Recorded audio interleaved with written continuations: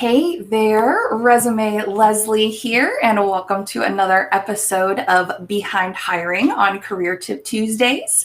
I am here with my co-host Niatu Bincianchel. Hey Niatu, how are ya? I'm good. I'm good. Joining you from the nation's capital, Washington, D.C. I'm out of town and broadcasting from a new environment. Blue's my color, not purple, but my wife and her best friend are kindred spirits, and that being their favorite color, hence my background today. Cool. Nice, nice. Yep. You are in a different location. I am also in a different location. For anyone who hasn't been catching the last couple of weeks of Career Tip Tuesdays, I am in a new location for a summer gig this summer that doesn't have real great cell service. So for Behind Hiring today, I have gotten a hotel room to make sure that we have good connectivity and we don't have any tech issues. Hopefully, fingers crossed. Yes, yes. Um, for anyone who is watching us right now, please go ahead and leave us a comment. Let us know where you are watching from. If you are catching the replay, go ahead and comment as well. Let us know where you're catching that from. Go ahead and like the video, share it if you think anyone in your network could benefit from this awesome conversation that we're having today with former HR pro Ricklin Woods. She is former HR turned resume writer and career coach for HR pros. So we are excited to speak to her. Let's see. If you see Andy in the chat today, that's my partner, Andy Shears. He's my partner in both business and life. He will be there to help answer questions or highlight questions that we need to get to, and overall just helping out with the live today. So be sure to interact with him or say hey in the chat. If I can jump in real quick, I want to steal it. something from Sonal Ball. I was on her Supercharged Fridays a couple of weeks ago. For everyone in the audience, please start your question with the word question in caps. So it's easy for either Andy or Leslie or myself to pick up on your question and try and bring it into today's conversation. So that help us to help you and serve you better. Again, type the word question in caps before your question, and that'll help us hopefully spot it easier and more quickly. I love that, Niatu. Thank you very much. Yeah, I saw that you're on that with Sonal. How did that go? It was a lot of fun. She's a really great host. I love her personality. She really keeps things fun and light, but also we did our best to be as informative as possible. And, she's got such a large audience. It's really, great to have such exposure. And I'm grateful for it. And we got to really help a lot of folks. We're talking about the cultural impact of talking about achievements, which is an article that I wrote back in November. And it was great to share it with a new audience and really trying to dive deep in terms of how to reframe that, how to go about it, and really to help people become more comfortable in doing something that is so necessary in the modern job search, especially United States context. But in general, you got to do it. Otherwise, how are you going to get hired? Right. Yeah, that's such an important topic to talk about. And I love that you're able to do that. So that's great. Yeah. Let's see. We've got folks joining us here we've got Dolores from Dallas, Texas. Hello.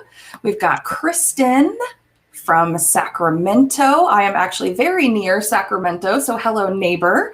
Let's see here. We've got some folks from Houston, Texas. Andrew there. We've got Serena from Cincinnati. I used to live in Cincinnati. Love it there. Excellent. And then we've got, let's see, I saw a post or a comment. Quick shout out to Jolene and Katrina. Thanks for joining us. And also Matthew Higgins. Appreciate y'all. Nice. Yes. Matthew says, seriously, so excited to hear Ricklin speak to us today. Grateful for this opportunity. So yes, we are happy to have you guys. And I think with that, it probably makes sense to go ahead and bring on our guest today, Ricklin. So let me bring her up here. Hey, Ricklin, how are you? I'm good. How are you guys doing today? We are doing well. So happy to have you. Yep. Excited to be here. I am a super fan of Resume Leslie. When I first started my business, you were one of the resume writers that I would look to for inspiration and ideas. So this is really an honor and a privilege. Nia too, I'm new to you. Leslie introduced us, and so I'm just getting familiar with your work and your content, but this show that you guys are putting on is amazing. So I'm honored to be here. Thank you. Yeah, Yeah, thanks thank for you. accepting the invitation. And we are only as amazing as our guests. So we're very happy to have you. And we're looking forward to having a really great conversation, helping folks to learn more, do more, and be more successful in their job search processes.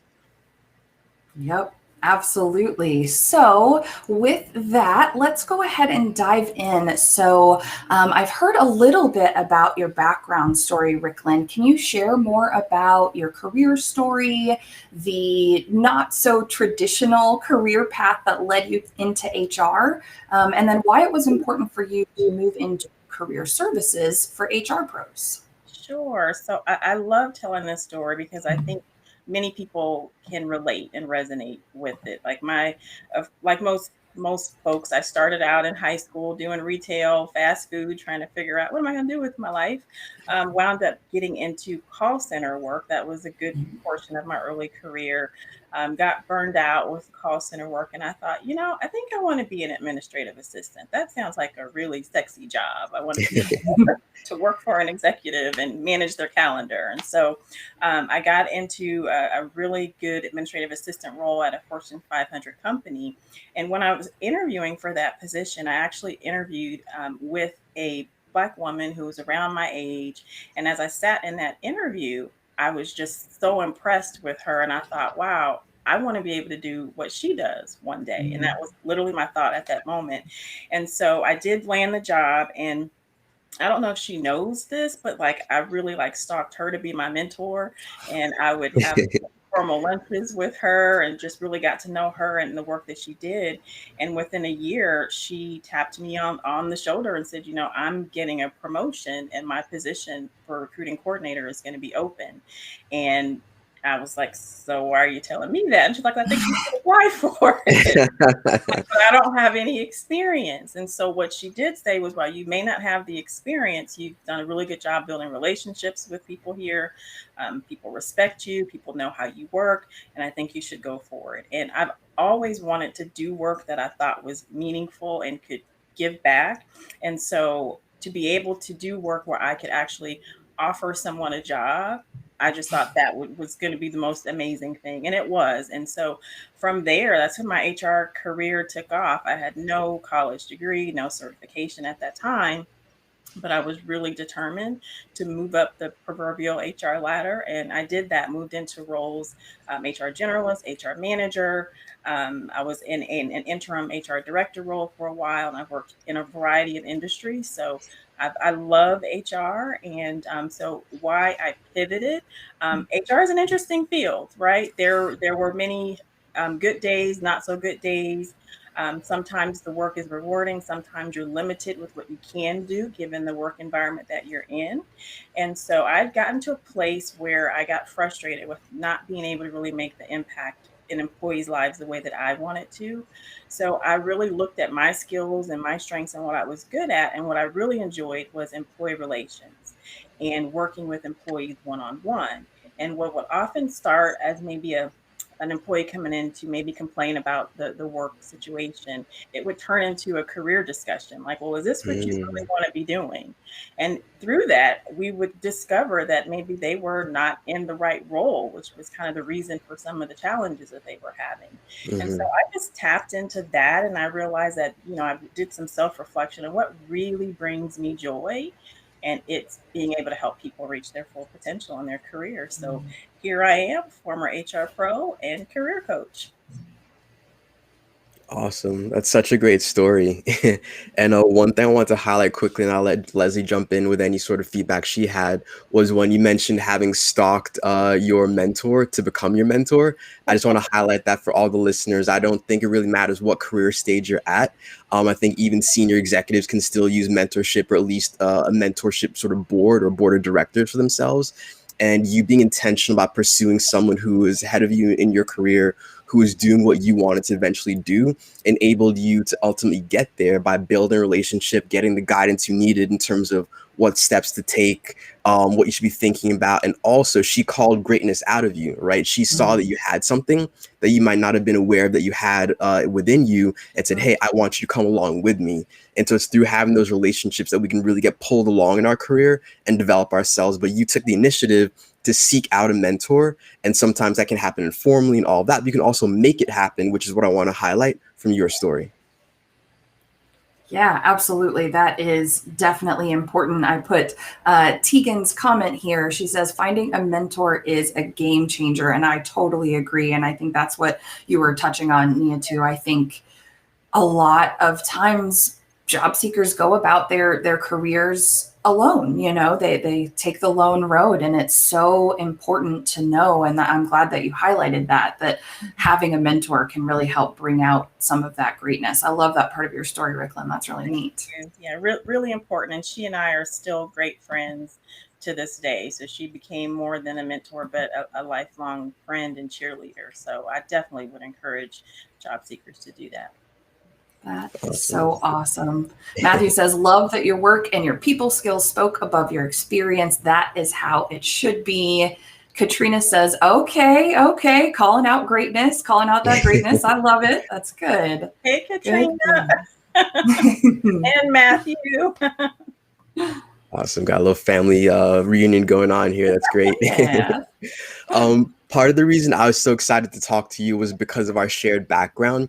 We both studied psychology at undergrad and then both got master's degrees in psychology as well. I went the clinical route and you went the industrial organizational route, but we do have that sort of baseline commonality in terms of our background.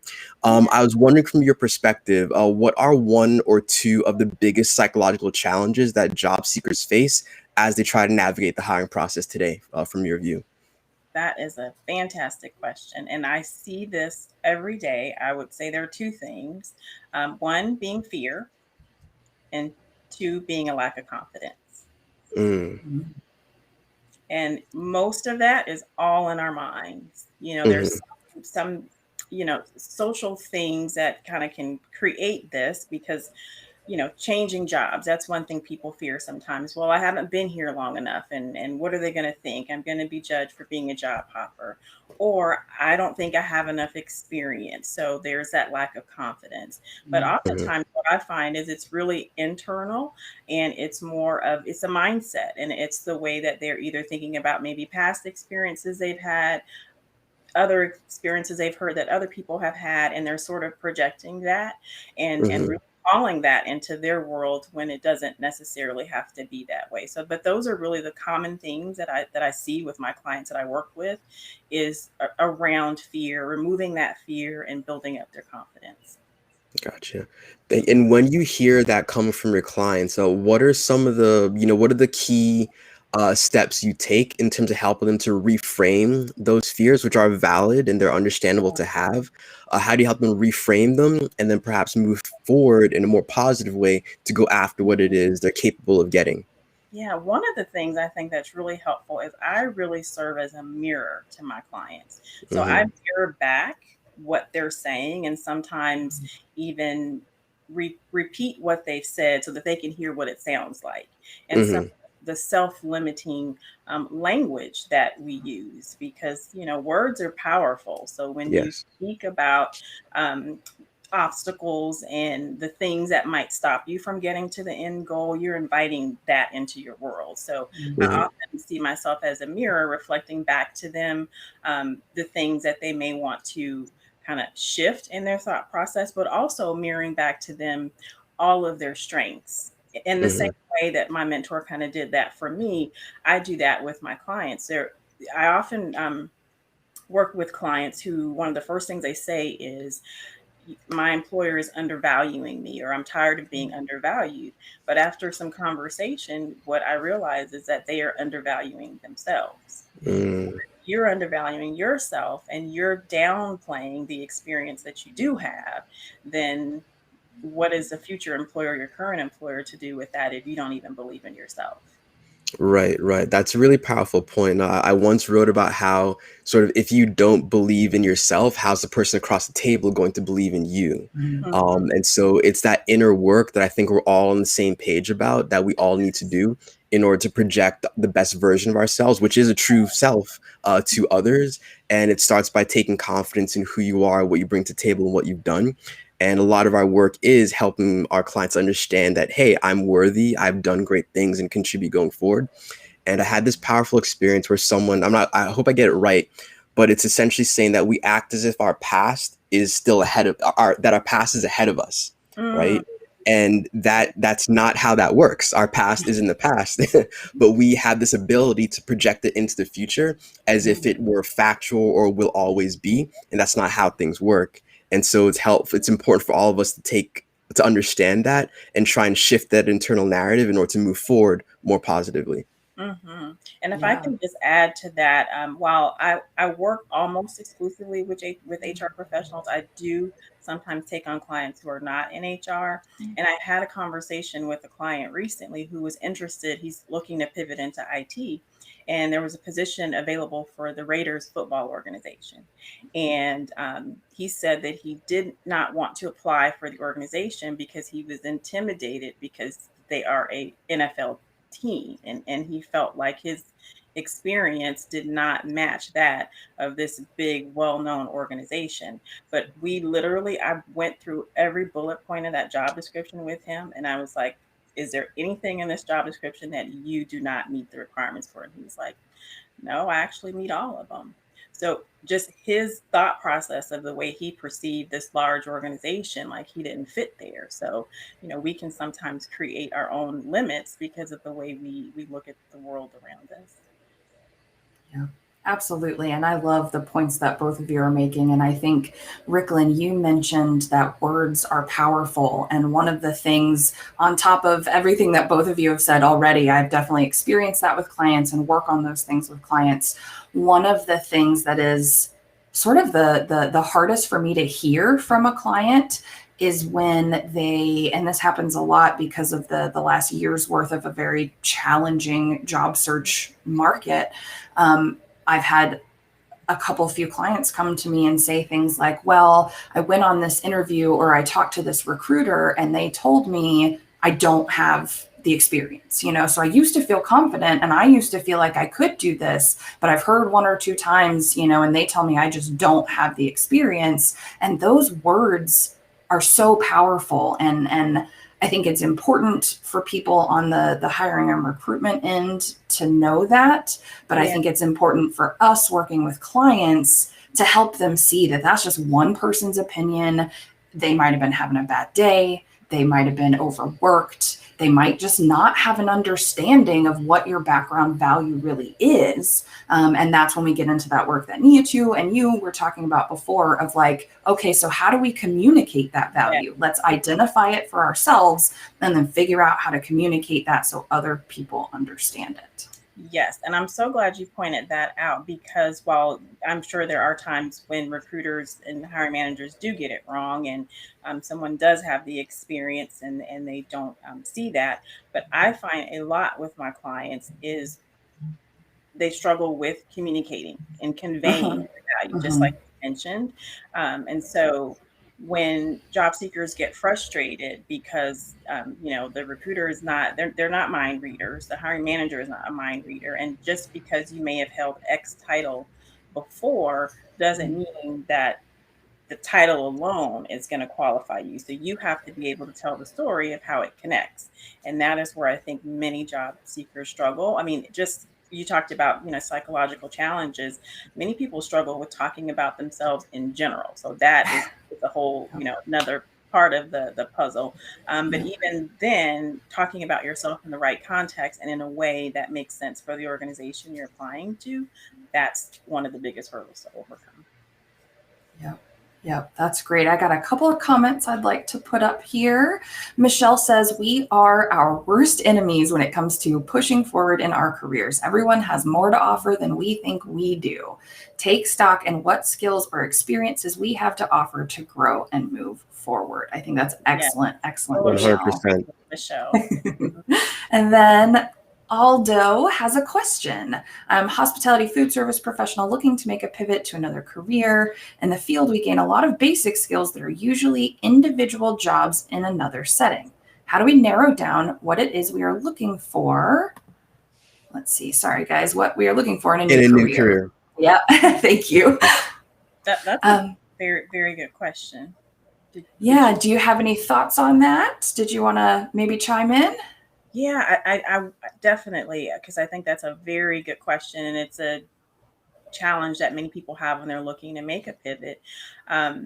Doing that, I think it might have been a comment there, but the self-awareness and really taking stock of your strengths, your skills, and understanding the type of work that you think you want to do is really important. Because I talked to a lot of people who say they want to do something else, but they're not sure what, but they want their resume done and they want to start applying for jobs, but they don't have a clear target. So I think sometimes we skip the step of career exploration. Many times people reach out to me and say, my resume is terrible. I need my resume done. And when I talk with them, what I realize is that we need to go back a step.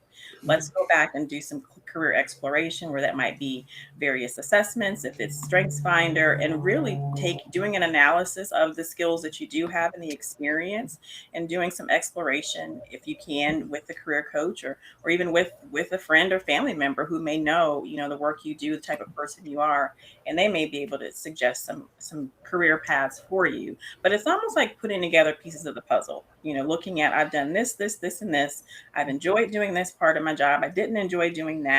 And really, literally exploring, searching different job titles, seeing what the descriptions are like. But I definitely do recommend doing that work before you start, kind of putting yourself out there, because otherwise your target isn't clear and you may not have the results that you'd like. I think that's great. I think that's a great answer. Fantastic. Okay, so I was looking at your website in preparation for our conversation today, which is beautiful, by the way. Really, really gorgeous. Yeah. I did it all by myself. Very cool. Let's see. So your website says that you help professionals to, quote, fearlessly pursue roles that allow them to authentically be who they are. And that really struck me. And I wanted to ask, why was it important for you to include this approach in your services? And how do you see that show up in the various types of clients that you work with? Awesome. Yeah, that's a really good question. I would say that was inspired by my own career Okay. and not necessarily when I really looked back, even in some of the great HR roles that I had, a lot of the roles I did because I could. I applied for them because they paid X amount of money, or I knew I had the skills to get the job, but I really didn't lean into my strengths and who I am and how I thrive. So what I find is that, especially if you're in a particular, my generation, Gen Xers, we were raised a certain way that, you go to school, you go to work, and you work to take care of your family. This idea of working for fulfillment is really kind of new. And so once I realized how important career fulfillment was for me, I wanted to help others to experience that as well and give them permission, because that's one thing I find I do with my work is people come to me sometimes wanting to take a step. They're like hesitant, and I think I want to do this. I think I want to make a pivot, but there's all kind of feelings going through their mind. Guilt of, maybe I should just be thankful I have a job because we're in the middle of a pandemic and so many people are not working. So how dare me, want to do something different. Or again, skill set. They're not sure if they have the necessary skills for certain roles. So I think what I do is, again, hold that mirror, help them see, really, see their significance. This is another term that I use, and really help them articulate their awesomeness. Because I think, there was a comment too that we undervalue the skills and experience we do have. And so I give them kind of that boost of motivation and courage to really own it and really lean into their strengths. And they're like, okay, if you say I can do it, then I can do it. But sometimes you need someone else to give you that push to, eliminate that fear and to be kind of that parachute for you. And that's kind of what I am. So my clients, I'm like, I'm going to push you out the plane, but I'll be your parachute. It'll be okay.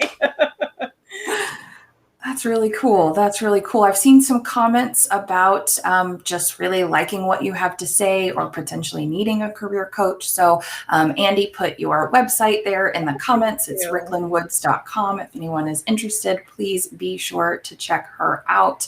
Also, I'll just take this moment to say, hey, find her on LinkedIn, follow her there, make sure you are catching her content because it is awesome. Thank you. I see somebody mention Nipsey Hussle, who's one of my Yeah, I was going to pull Yeah, that that's one up Tegan. next. Tegan Shout says, out to listen to Tegan. Nipsey Hussle. Yep, talk about taking the stairs. It's a powerful message that translates well into a career transition. We have to start off with self-reflection to know where we want to go based on our values and drivers. Oh, that's so true. Yes. Absolutely. Yeah, 100%. That's something I think all three of us really focus upon in our practices in terms of how we help our clients. It's if you don't check in with yourself, it's hard to figure out your direction. And so I think all of us start with that foundation with all of our clients. What do you want? What is your ideal job description? And once you have that figured out as best as you can compare that to what's existing in the world, but with your own internal reference point and figure out what's going to be the best fit. And that's kind of the baseline for all the advice that we give. Your values, your skills, the skills you enjoy using, that intersection, that's what we're trying to focus all of you on to help you figure out what is that best next step for me, not just a next step. And going back to that point about writing resumes, people come to you, hand you a new resume. That is obviously a very critical part of the application process. And one thing that both Leslie and I get a lot of questions about is the evil ATS, the applicant tracking system, and how to beat it. And I think both of us would agree that, we can't write a resume that's gonna just game the system in terms of gonna get through, magically every ATS. That's incredibly difficult, and we don't advise that is the main thing you need to be focusing on. And if you did write one that got through the ATS, it would not go well with a human reader. So it really is not the way to go. Yeah, there's that too. And so you shared a stat in a post that only 2% of job applications actually land interviews. For all of our listeners out there, can you help to demystify the ATS in terms of what actually happens on the HR user side, and explain to us why such a slim number of people get through and have the opportunity to interview? Absolutely. So, with regard to the ATS, what I will say about that is, every company uses their ATS differently. So, some use the feature to rank applicants, many don't. Some companies, their recruiters they have metrics and measurement where they actually have to review and disposition every resume that comes through. That may not be the same for all companies. Some small companies don't use an ATS at all. So I think the main thing to know is that if there's no way that you're going to create a resume that's going to fit, I think one of you mentioned an ATS for every company that you may apply to. Is there a robot that's eating up your resume and it's going into this black hole? That's not happening for a whole lot of reasons, which there's a ton of content out there around that. So I'm not going to go so much into that. But what I do want you all to know is that it is very important to write your resume for the reader being the recruiter, the reader being the hiring manager, and anybody else who might be within that process. Magically, though, when you have a well-written resume for the reader, it tends to do very well in the applicant tracking system because as they're skimming through resumes, or if they're doing Boolean searches or keyword searches, you're using some of that good content from the job description in your resume anyway to tell your story. So you're gonna find you'll be a match in that way. However, many positions sometimes have 200 or more, depending on the company, applicants to apply. Companies are not interviewing 50 people for one job. So even if you have the best resume, the best experience, the reality of it is the recruiter is going to shortlist, meaning they're going to have, maybe 5, maybe 8 potentially candidates that will get in front of a hiring manager and then to invite you in for an interview. And even then, the process is different from every organization. Some recruiters work in such a way where they source candidates, review resumes, do phone screens, and then they'll send a few resumes to the hiring manager and say, hey, what do you think about these 4 people? Is there any one of these that you would like to interview? Sometimes it happens that way. Other times the recruiter, they have full control over that process. So that's one of the reasons why, you may apply and not get called for the interview, not so much because you don't meet the requirements, but because the hiring process is the hiring process. Gotcha. That's really helpful insight. And I think that, one of the key takeaways is the fact that there are so many people applying, especially if it's a larger company. So your competition is ultimately very stiff, and only a few can get through that narrow hole in terms of getting through the funnel to get to the other side and actually meet with a hiring manager, get into interview process. And so I would encourage folks out there not to get discouraged if they're not hearing back. I think that's where the black hole feeling comes from, Yeah. because you put in all this effort and you get no response, or automated rejection right away in many cases. And Yeah. so it's helpful to understand that it's not you, it's just kind of how the system is set up. And Yeah. also that you can't write the perfect resume for ATS. Leslie and I tell people this all the time, but it is about telling your story as clearly and as compellingly as possible, and in using keywords from the job description, but in context, as in within a story. You using the skill, or working on that object or that subject. That's how you can hopefully get through the ATS, because you're using the keywords properly, not just keyword stuffing within the resume. Can I add one thing to that, what Sure. you just said, Nancy? When you're writing your resume, and I like that you use the term in context, really being mindful of why you're putting certain things on your resume and what they mean. One of the things I do with my clients when I do an initial review of their resume that they come to me with, I've asked, what does this mean? What do you mean by this? And Mhm. they're like, I don't know what I meant by I that. don't know.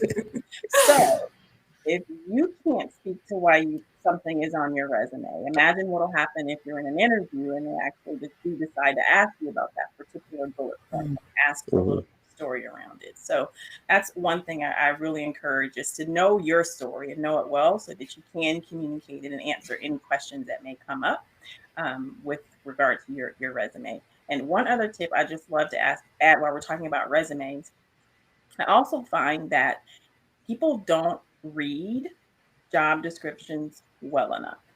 They may see the title and they're like, oh, I know what that is, or they'll skim through bullets and I can do that.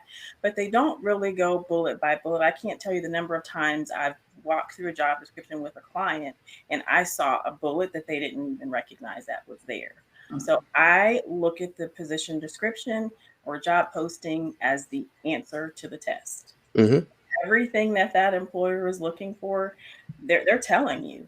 And so as you're preparing for your interview, as you're writing your resume, those are the test questions that you need to have the answer to. So I encourage my clients to take the bullet and turn it to a question and ask yourself, how have I done X? And then be able to answer either on your resume or in the interview. Right. That's perfect. That's really, Yeah. really good. I love that. Sorry, I talk about with clients very similarly, like using the job description as a cheat sheet. So I love that you're like, these are the answers to the test, or what have you. Using it as a cheat sheet's really good. And I think you also mentioned something about, knowing everything that's on your resume and knowing your own story and not having something on your resume that you can't speak to. And I think that is a danger that job seekers don't think about when they try and go out and just, oh, I know I need a good resume. Let me, copy a couple of bullets from this example resume I found and a couple of bullets from this one. And that sounds good. And look how professional it sounds. But then they can't speak to any of it, or they're not quite sure what it all means. And they get into an interview and somebody starts asking and they can't answer those questions. So it's very dangerous to put yourself in that position. And that's why it's so important to tell your own story and have all that content for your resume come from yourself or someone working with you to tell the truth about you, not just pull pieces from other people's resumes. Right. And just one more addition before I switch into the next question. What I recommend clients do is to print out job postings. This sounds a little bit old school analog, but there's a reason for it. If you're targeting, a relatively similar set of roles, print out 1 to 3 job postings and take 2 highlighters of 2 different colors. highlight the core things that are common across all job postings. That's the core of what you need to have in your resume to make sure you're meeting the minimum basics of those jobs with similar collection of titles. With the second color, highlight the differences between those job postings. That's where the customization piece comes in. You should not be sending out one resume to every single job, even if the titles are similar. As Rilken was saying, the content of the job is going to vary from company to company. So it's your job to tailor your content to meet the needs of your audience, which is the employer. And so by highlighting the second color, you can figure out, oh, I need this keyword on this application versus this other one. They frame this role differently in this application in this way versus this other one. And so you can highlight the things that the audience needs to see in order to serve them with the information they need to evaluate you as objectively and as thoroughly as possible. So use that old school approach to hopefully get better results as you tailor and customize your resumes and build a strong baseline template for what your resume should include. And so diving to our next question, another thing that's really important in the job search, obviously, is networking. Us as career coaches, we pound this point into the ground, but people still go online and hit auto apply and then wonder why things aren't going so well. Can you help our audience understand the power of referrals when it comes to internal HR hiring processes? And can you sort of illuminate the path that a referral will take in terms of getting someone into an interview situation? That's a really good question. So referrals are definitely powerful, and it kind of the old saying, it's not what you know, it's who you know. But I like to flip that on its head a bit, and I say it's not just who you know, but it's who knows you. Because it's easy for me to say, I know so and so who works at Amazon or whatever company, and hopefully they'll be able to help me get through the door. But if they don't know me well enough, or feel confident enough to refer me, then that referral may not necessarily help. And then I also believe that what you really want is, if your network is so strong that if a position comes up at someone in your network's company, they think of you and they're like, you know what, we have this role available. Let me see if Ricklin might be even interested in the role, or if Leslie might be interested in this role. And so that really means being intentional about the relationship that you're building and not just calling on people when you see a position open at their company. That's going to be important. But as far as the referral process, so many companies prefer to, hire from referrals. But also keep in mind, though, that especially now, organizations are really pushing to hire diverse workforces. So sometimes that could that they want to open up the candidate pool a little bit wider. And, historically, people tend to associate with people who are like them. And so people will refer people who are like them. So sometimes that could create a bit of a challenge when you're looking for a referral, because they're looking at, well, if we bring in, this person's friend or prior colleague, how is that affecting our efforts to, hire diverse? So there's that. And the last thing I want to say is that every referral process is different. I know I probably sound like a broken record in saying that. There are some companies, like I used to work for ADP, and we had a process in place where if we wanted to refer someone, we would have to send them a particular link for the position to apply. We could not, or we weren't supposed to, just email a recruiter directly, because that impeded our ability to track those referrals. So they want to track referrals. So that's one way that it might go about. But for smaller companies, it may be where you can, send someone your resume and they put it right on the hiring manager's desk. So it's going to depend. So I think the main thing is to just keep an open mind through the process, because there is no cookie cutter or one-way approach to the hiring process. Sure. No, and that's a great point. I really like how you flipped it in terms of it's about who knows you. And it really ties into a concept I try to push forward in terms, I call empowering your network. And that's letting your network understand, well, what is it that you're looking for, but in the clearest terms possible, and starting that process early, not just, when you need them. And so that means, as you said, being intentional, having ongoing conversations with the people in your network to help them understand what's happening in your career, where are you trying to go, what are you thinking about doing. And if you're having those conversations on a fairly regular basis, when things pop up, then as Ricklin was saying, they'll think of you, you'll be top of mind, say, hey, Nihat would be great for this because he's been talking so much about how he wants to move into the tech industry in a product manager role. Because I've been talking to them about it for like 5 months ahead of time, even before I was fully contemplating making that move. So to all of you out there, you have perhaps a more powerful network than you think, but it's because you haven't activated them in the way that you need to help them to get to work on your behalf. So start that process today.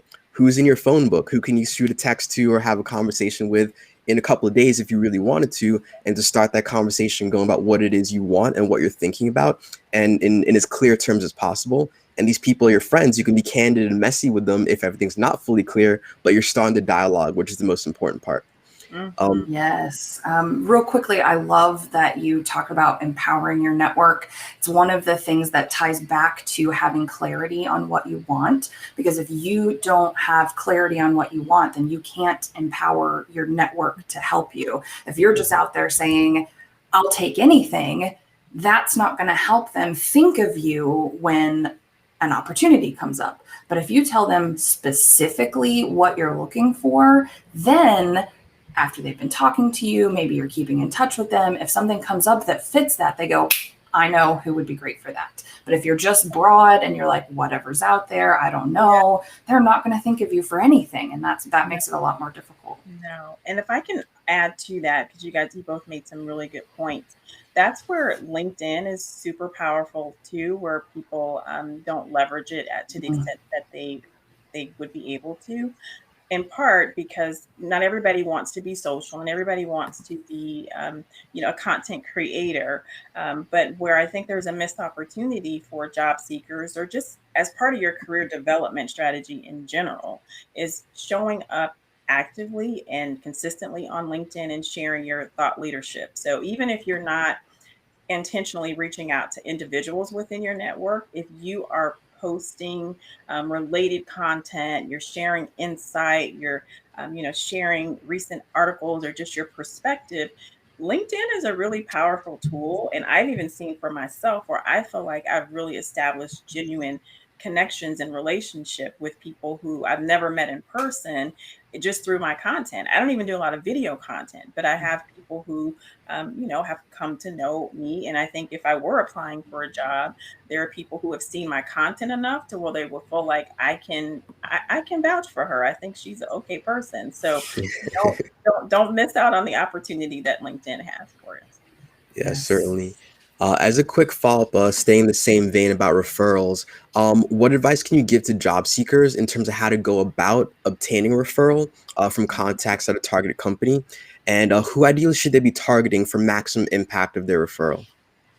That's good. So I think there's a kind of really a three-pronged approach to that. And it's really going to depend. If there's a position that's open, I often recommend reaching out directly. If you can find a recruiter on LinkedIn, to reach out directly.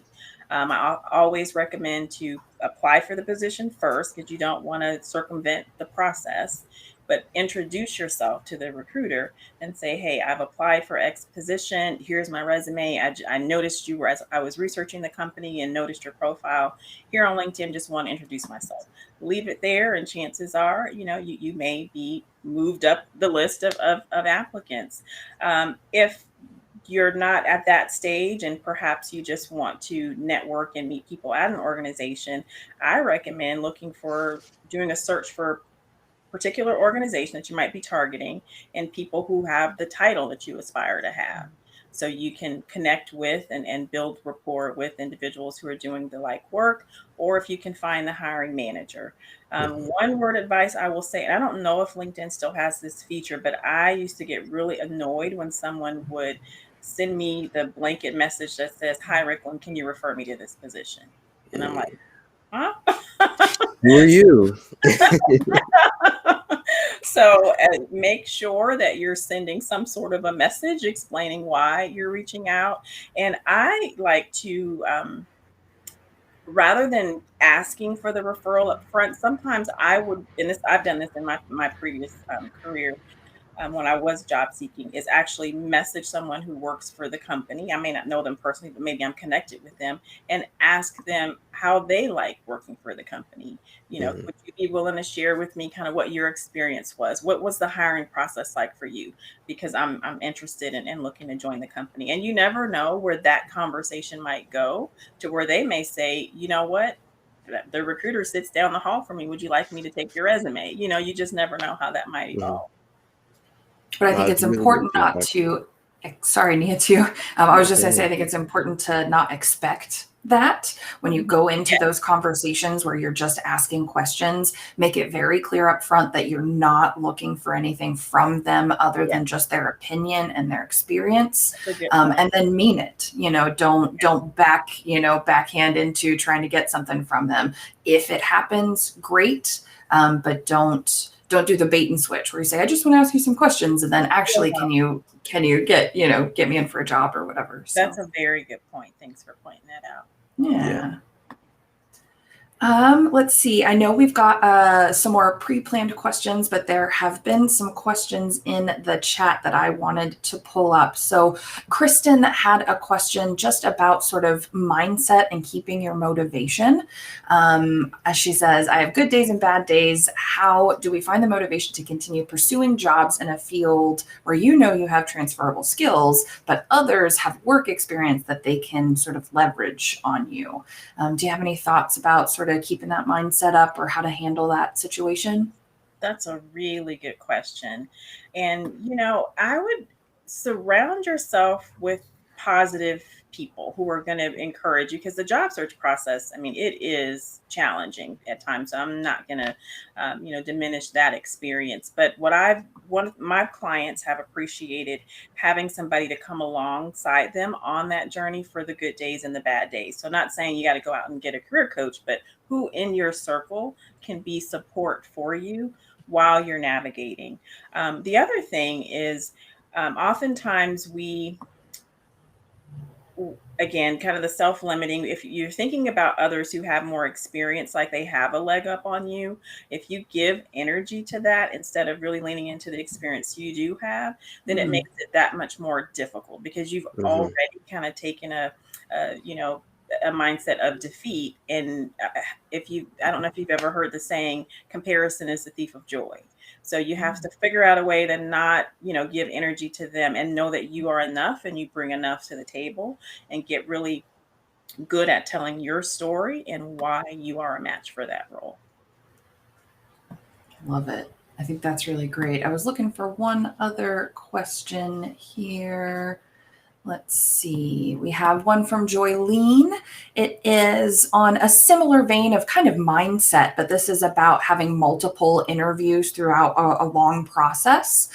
So, if you have multiple phases in an interview, do you have any tips for mentally preparing or knowing kind of what kinds of questions to expect when you get to those last phase interviews? That's a really, really good question as well. So, this is easier said than done, but I often encourage my clients to not think of an interview as an interview, but think Mm, of it as a conversation.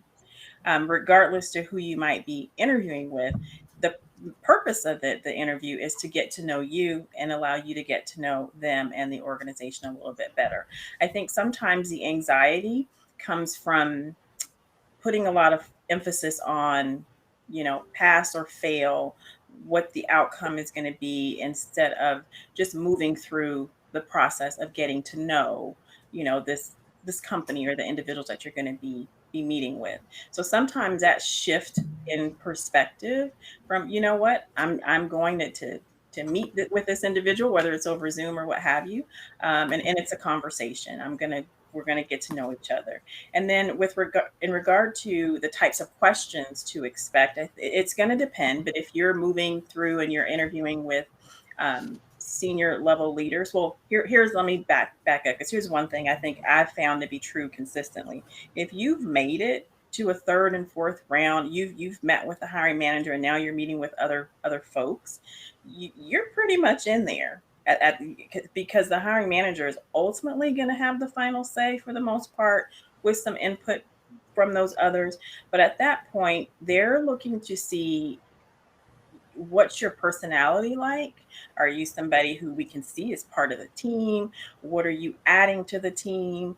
That's where those later phases come from. Although I do encourage, if you're interviewing with executive level leaders, those conversations tend to be a little bit more global thinking. So those are not the interviews you want to talk about what the day in the life of, X job is. Those are conversations where you're talking about bigger picture things like organizational goals, diversity initiatives, bigger picture. So making sure that when you get to those phases, you're shifting your thought process to more global, maybe even strategic thinking, and not the day-to-day tactical functions of the job that you'd be doing. That's great. That's great That's perfect advice. Thanks, feedback. Ricklin. Yeah. Hope everyone's taking notes. Yeah. So I know there are several questions in the chat, guys. I appreciate your patience. I want to make sure that we get through a few more of our pre-planned questions here as we get towards the end of our time. So Ricklin, one of the ways that I have gotten to learn about you and know more about you is from your podcast, So You Want to Work in HR. First of all, that podcast is really great. You are so composed and such a great host. It's a joy to sit and listen to this conversation. It's really, really great. Thank you. You're welcome. I'm a new podcaster, so I appreciate that. This is my first season, so Nice. thank you. Well, it's awesome. I really enjoy it. And one of the things I've heard you mention in multiple episodes of that is that many of the professionals that you work with, HR professionals, have a very non-linear path of getting into that line of work.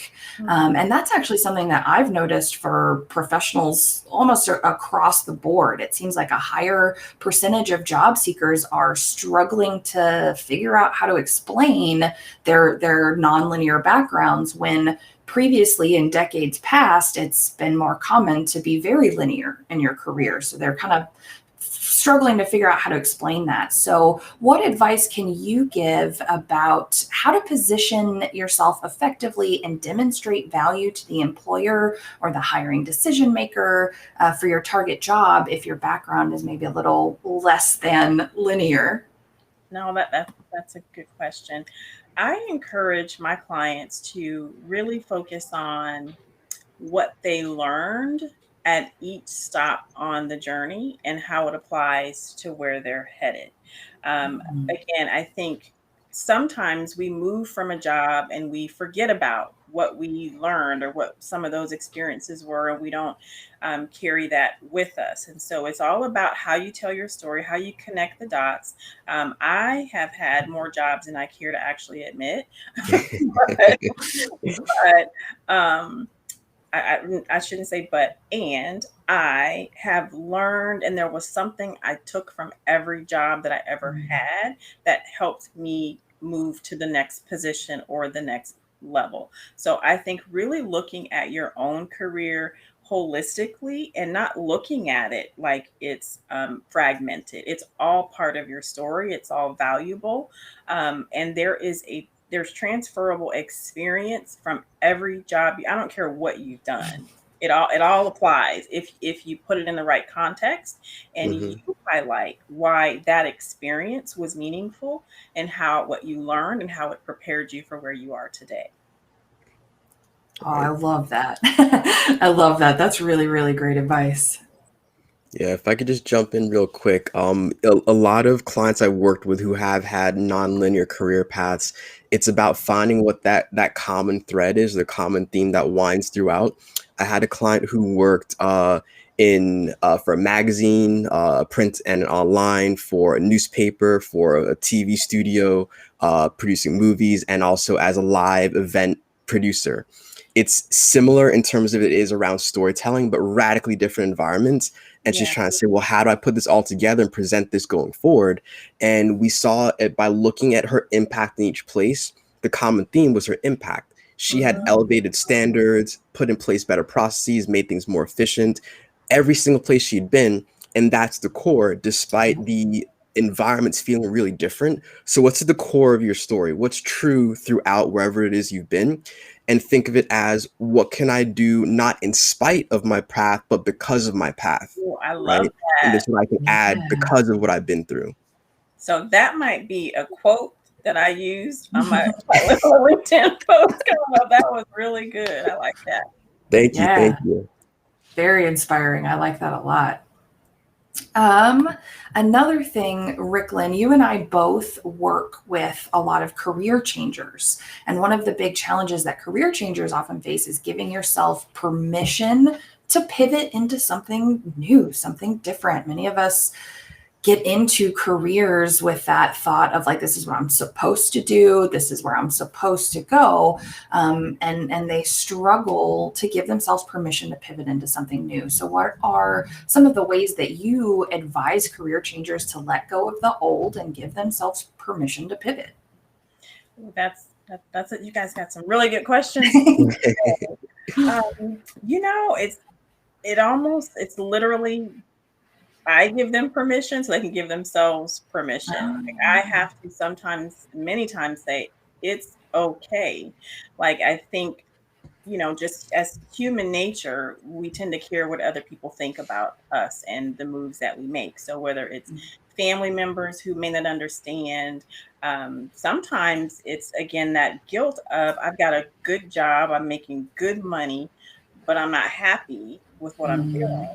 But really trying to reconcile that. I went through that myself. Like, I had this goal at some point to, earn a 6-figure salary. I did that, had a 6-minute commute, and I didn't want to do it anymore. And I thought, there are moments where I thought, you're being ungrateful. Like, this is a blessing. You should be appreciative of it. And so I find, I also tell my story. So when people know and they see how I've been able to pivot, and some of just my understanding of what they're going through, the emotions that come with it, I let them know that it is okay. And then also, putting on my HR hat, I have to remind people that, the idea of a permanent job, it's not the same anymore. So sometimes we have more loyalty to an organization than an organization would have to us, given the needs of their business. So I encourage my clients to really manage their career as if it was their own business. And so you always have to be thinking about what's next for you. In fact, I have a client who landed a job not long ago, and she was like, I want this to be my forever home. And I said, well, that's okay, but I don't want you to get too comfortable, because I think you need to always be thinking and planning for your own career development. Because also, what I've seen working in HR is, when an organization decides to go in a different direction, people become resentful and they're like, I gave 20 years to this company and how dare they? But that's because you didn't take ownership of your career and you invested everything you had into this organization, and now you feel slighted by their business decision. But if you're thinking with the mindset of, I'm the CEO of my career and I have to always be thinking about what's next, just like a CEO of an organization does. They're always thinking about what's on the horizon. That's I great. love that. That's great. Yes, absolutely. We're going to start landing the plane soon. Want to be mindful of everyone's time, but we've got 3 questions we hope to get through. And we want to make sure that they can soak up as much of your wisdom and knowledge as possible. I'm going to take a bit of a detour and go to more of a macro kind of organizational level view and pull on your expertise in terms of working at an organizational level. On our platform Behind Hiring, Leslie and I really care about inclusivity, equity, the DEI of it all. And we always want to make sure to ask our guests questions that relate to that, to help not only job seekers, but employers and leaders think more critically about how to advance this within their own organizations, and for job seekers to ask about it so that we can pull employers and leaders along into doing the right thing. You wrote a post about experiencing conflict in your HR role in terms of having to balance the needs of employees who you are seen as an advocate for, but also at the same time, you have to advocate for the business and for the business needs, which sometimes come to conflict. And so I was curious, when it comes to issues of DEI, What are some of the challenges that we can't see from the outside that businesses face when trying to advance DEI within their organizations based on your own experience? Fantastic question. I would say that one of the biggest challenges that people don't give thought to or may not be aware of is the challenge of trying to change the hearts and minds of people in an organization. So it's easy for the marketing team to, make a post in terms of what the organization stands for, or to talk about what the diversity recruiting initiatives are. But behind this organization are people with their own biases, their own upbringing, their own experiences. And so I've been in rooms where, from a recruiting standpoint, we've advocated for, okay, we need to hire more diversity. Well, you've got to be able to influence the people on the other side of the table. And if they don't see things the way that you see them, then therein lies some conflict. So Mhm. it's not enough to just say, as a result of 2020, we're now going to be an organization that's diverse, inclusive, et cetera. It's a process. And I have Mhm. a lot of respect for those who do D&I work, because it's not easy, and it will take time. And depending on, the current staff that's in place, there's some real shifts that have to happen again in the minds and hearts of leaders and employees to really make that shift. So it's not as easy as it may appear on the outside looking in. Right. That's really helpful. Something I've run into time and time again is realizing that there's an empathy gap that has to be closed in order for DEI to really advance, because it is to a large degree a heart issue. Yes, you can legislate at a company level or at a governmental level, but if the hearts don't follow, it's not really going to stick. And that's a real big challenge. A really quick sidebar. I'm a huge soccer fan. And there's been so in the Premier League, which is my favorite league, the players been kneeling as a stand against racism to kick racism out of soccer for the entire season. Now we're at the national competition level, the Euros, and the English team is still kneeling to push for that same message, but English fans are booing when English players are kneeling. So Wow. it's insanely contradictory, because it's like you're Mm. booing your own players, especially the black players who are your countrymen. But that's what's happening right now, and so it's really deep seated.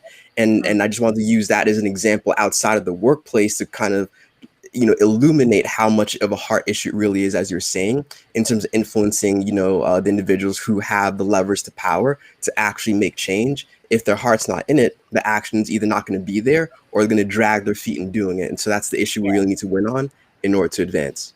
Yeah. Yep. Yep. And one thing, real quickly, just on that question, one thing Nia too mentioned was us helping job seekers to kind of push some of these initiatives along, to ask the questions, the hard questions sometimes in their interviews.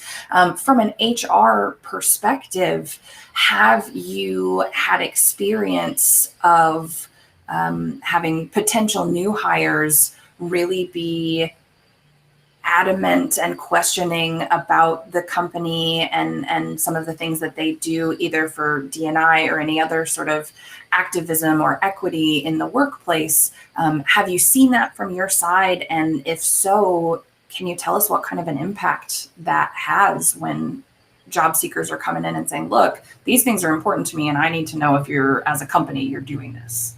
Well, here's the reality. Most job seekers aren't talking about it, and they're not asking the questions. And Yeah. I encourage my clients to, but to the extent that they're comfortable. There's that fear factor of they don't want to come into the organization, making an impression, or they're going to be difficult to work with, or so some people are not comfortable with having those conversations. But I always tell people, if you're not comfortable having the conversation, you're going to, and the organization's values on the line with yours, then you're going to probably be looking for another job sooner than you'd like to. So when I was actually in the recruiting seat, I never had anyone ask me that. Now I do think things are shifting. I've not been a recruiter for a few years. So since 2020, I'm sure that has changed a lot. And I actually had a client who, she recently interviewed for a role, and she was surprised that they brought it up in the interview. Like they Mm. brought up what are her views around DE&I. And so she actually wanted to talk about it, but was hesitant, but they opened the door for it. So I do encourage, I mean, if that's something that you value, to find out what the organization is doing and how they're making an impact in that area. Awesome. Yep. You That's heard it really from great. Ricklin.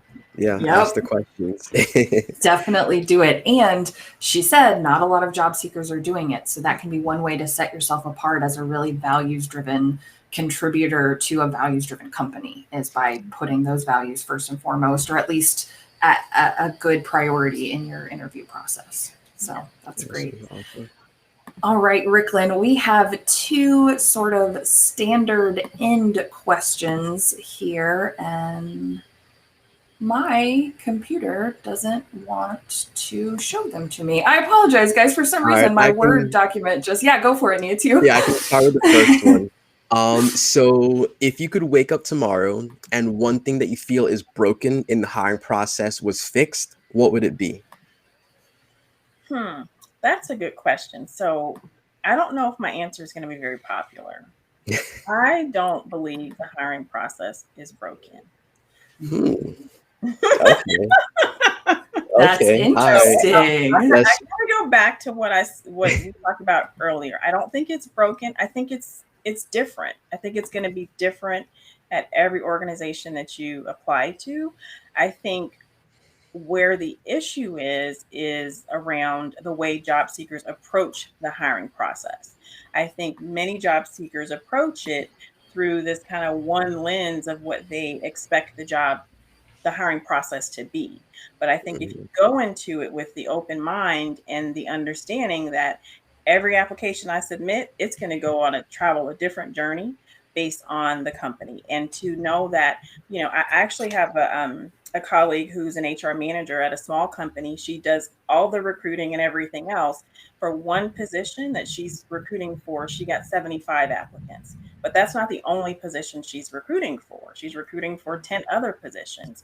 So whether it's broken or not, I think it's just the reality of what hiring is like. And I don't even know that there's a fix for that. That company's not going to hire someone else to do recruiting because they don't have the budget for it. So they got to work within the constraints that they have. And so, and my clients, and this is not, I don't mean to do a shameless plug, but they are applying online, they're getting a call, and they're getting interviews, and they're getting hired at all different companies at all different sizes. So it's about you really devising a strategy that's going to, in contingency planning as part of your process.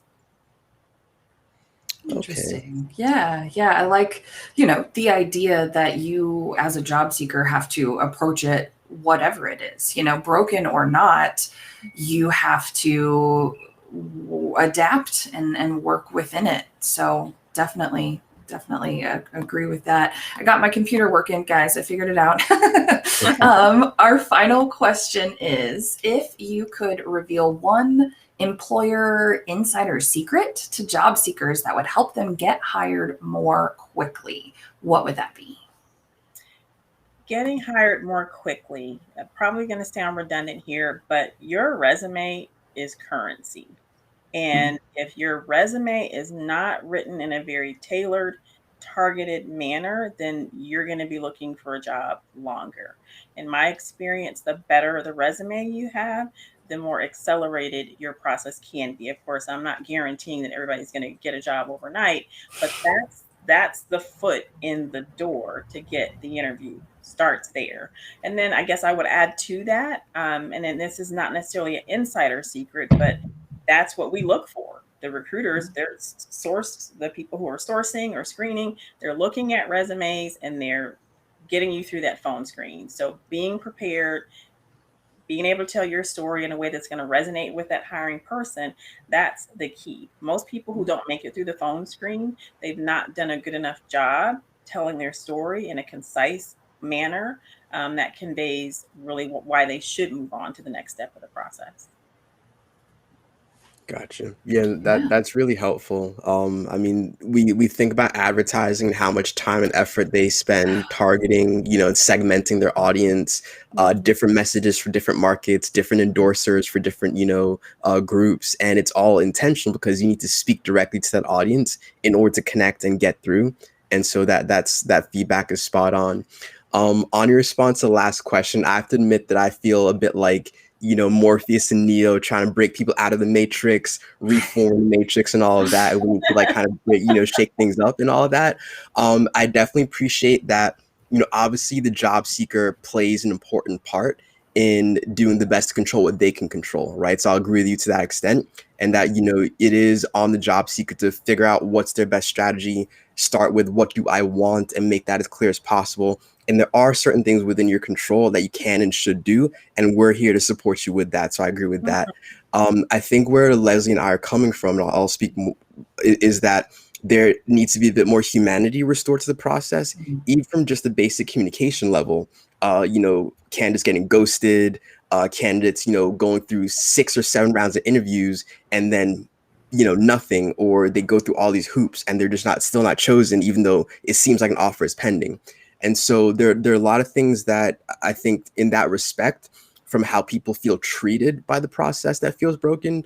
Though I can respect that there are myriad internal workings that differ from company to company. Some companies are excellent in the candidate experience, some are horrible with it. So all that's there. But writ large, I feel like, how can employers do better in how they, treat candidates in the process, and fixing those things that leave people with a bad taste in their mouth when it could have been an excellent candidate that you lost because you can't respond to an email about how things are going in the process, Yeah, and I don't disagree with you there. The only thing I would just say as we wrap this up, when you generalize in that way, it does sort of take away from the people who are doing it right. And For so sure. so that's where, and I think job seekers should be really careful, because some job seekers are being vocal on their LinkedIn pages about their experiences, and just be mindful that, your potential employer who you're applying to may be looking on your profile and seeing the content that you're posting, and just be mindful of how that might look to a prospective employer, because now and in terms of being ghosted, while right or wrong, we don't always know what's going on behind the scenes. And there is a human that's doing the recruiting process. And I've talked to several recruiters who are overwhelmed, who's buried. And while, yes, could that mean the process is broken? Perhaps. But control what you can control. Because at the end of the day, if you're just complaining about a process you have no control over, then you're limiting the potential and the impact you can make by focusing on what you truly can control. Agreed. I hear that. Thanks for us having this repartee with me on that point. I think we got to a good place on. I appreciate that. Yeah, absolutely. I think that's great. Ricklin, you have been wonderful. There are so many comments in the comment section about how great this is. This has been really, really great. Katrina says Ricklin's podcast is amazing. So again, that's called So You Want to Work in HR. You can find it pretty much anywhere podcasts are found. Matthew says, yes, we are ready for season 2 of your podcast, I think. Yeah, perfect. All right. Can you, do you want to share where else people can find you, or how they should get in touch with you if they want to? Yeah, LinkedIn is my hangout. That's where I love to be. So you can always find me on LinkedIn. Just search my first and last name. And then my website, ricklinwoods.com. So I'm pretty easy to find. My name is unique enough to where there's not many of us out there. Right on. Yes, right two on. unique names. Well, thank you. This has been a lovely discussion, the topic I'm super passionate about. So this has been fun. And thank you both again for having me on. Absolutely. Thank you. It has been wonderful. I, again, have just been a fan of yours since the very beginning. So I'm thrilled to have you here. For anyone watching, be sure to follow Ricklin, connect with her on LinkedIn, check out her website and all the awesome services she offers. And as always, Niatu and myself are also on LinkedIn, and we'll have a little end screen that has all of our information so you can read a little bit more about us. Anything else, Niatu? Anybody before we sign off?